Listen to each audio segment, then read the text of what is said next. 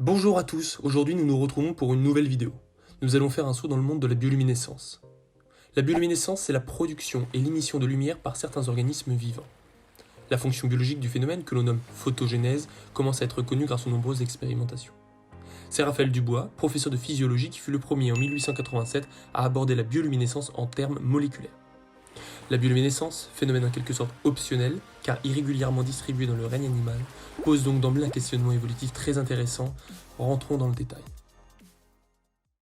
À présent, nous allons voir plusieurs applications du phénomène de bioluminescence chez le vivant.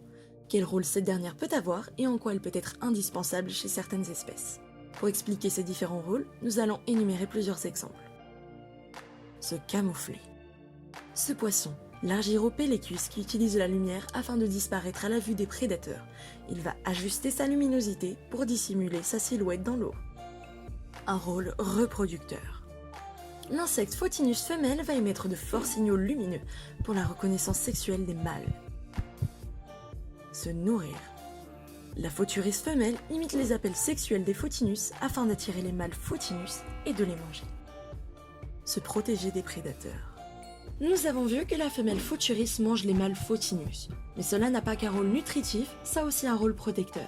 Les mâles Photinus sont capables de produire un répulsif contre les prédateurs appelé la lucibufagine. Or, la femelle Photuris n'est pas capable d'en fabriquer. En mangeant ces mâles, elle va ingérer de la lucibufagine qui lui permettra d'éloigner les prédateurs. Intéressons-nous maintenant au mécanisme réactionnel chimique de la bioluminescence chez la luciole.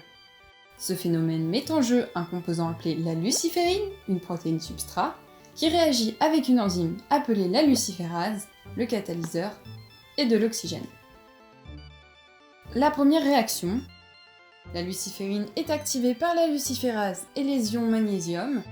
L'ATP conjugué avec cet ion magnésium est lié à la luciférine. Ici, on relève que l'ATP n'est pas employé en tant que molécule énergétique. La luciférine adénylate est synthétisée et liée à l'enzyme. L'AMP issu de l'ATP est fixé à la luciférine et du pyrophosphate est produit. Au cours de la seconde réaction, la luciférine adénylate est oxydée par une molécule de dioxygène, ce qui permet l'obtention du ion peroxyluciférine adénylate. Pour la dernière réaction, on a la fonction acide carboxylique qui est libérée via une réaction de décarboxylation et la luciférase se libère de la luciférine. On obtient de l'oxyluciférine, c'est une molécule électroniquement excitée.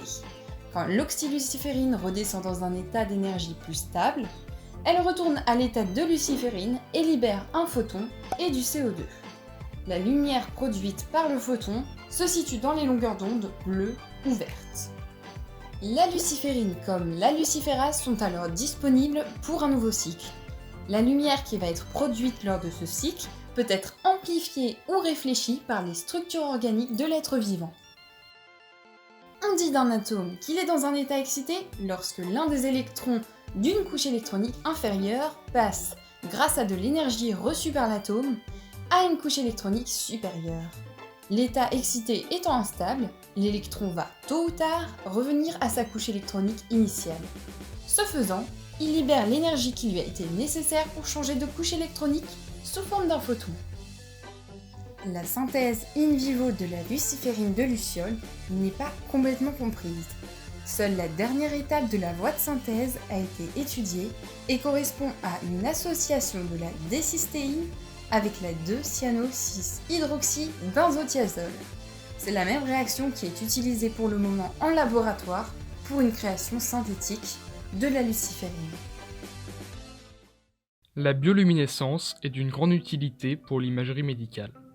Le couple réactionnel luciférine-luciférase est notamment utilisé en tant que moyen de vérification d'une bonne insertion d'un gène au sein d'une séquence d'ADN dans un tissu d'un organisme animal vivant.